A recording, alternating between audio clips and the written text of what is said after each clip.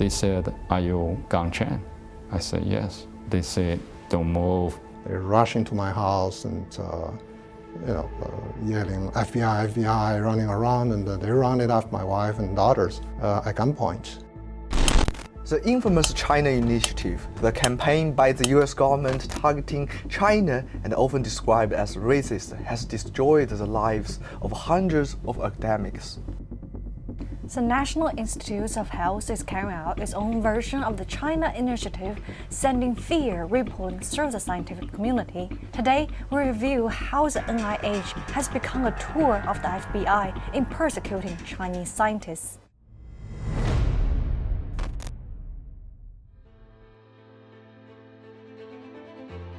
In March, many Chinese media outlets reported exciting news. Dr. Fu Xiangdong returned from abroad and joined Westlake University. But it's good news that comes with a sad story. Biologist Fu Xiangdong was given two choices in January 2022: resign or accept a 4-year unpaid suspension from the University of California, San Diego, a university he had been working for since 1992.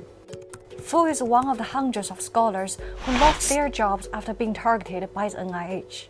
Starting in the late 2018, the NIH has contacted hundreds of US institutions to investigate their faculty's tie with China.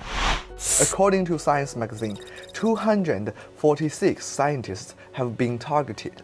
2/3 of the scholars were removed from existing NIH grants, and more than 1 in 5 were banned from applying new NIH funding for 4 years, a career-ending setback.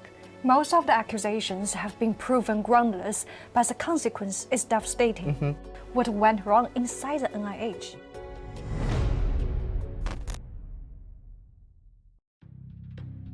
The NIH funds biomedical research across the country, including its biolab at Fort Detrick, which some have speculated has links with the origin of COVID-19. This is not collaboration. This is cheating. This is absolutely... This is Michael Lauer. He is the head of NIH extramural research, in charge of billions in NIH grants. Laura's job involves working closely with the FBI and other federal agencies in hunting down Chinese influence. And no country poses a broader, more severe intelligence collection threat than China. Back into 2019, Laura was calling Chinese scientists conducting research in the US real theft.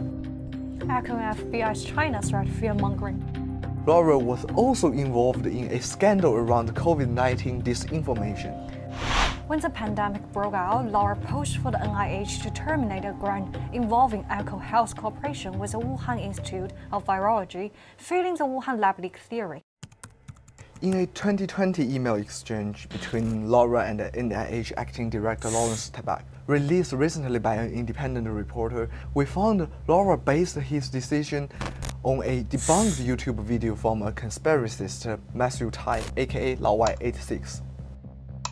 The foreign vloggers living in China has told lies about China for years to profit from disinformation. We've reached out to the NIH to respond to the allegations, but so far there has been no response. The ill-informed decision-making process has led the NIH to become a tool of the FBI. The NIH operation has not only cost the careers of talented Chinese scholars, but also exposed a chilling bureaucracy that puts politics ahead of science.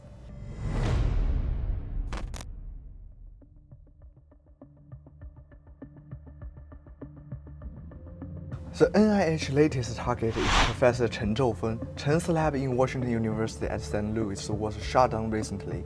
The lab was monitored by CCTV cameras 24/7, no in and no out, a Chinese professor at the same university wrote in a blog post.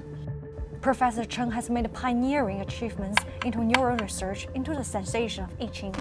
Before there was Fu Xiangdong, and now there's Chen Zhoufeng, an independent science media account, wrote on WeChat. We reached out to scholars affected by the operations, but the scientists have been extremely reluctant to talk about their ordeals, even those who have moved back to China. A few scientists have been able to return to their jobs after suffering years-long flawed investigations. Lin Haifan at Yale has spent the best part of his life studying cell biology and is one of the most brilliant scholars in the field.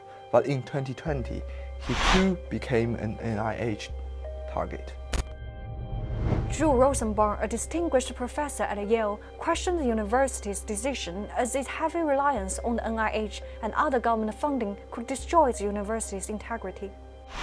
In 2022, the DOJ finally dropped the 2-year investigation without publishing any conclusion, and Lin was later reinstated as director of Yale Stem Cell Center. Lin's is an extremely rare case, with most of those targeted ending up losing their jobs or even their life's work.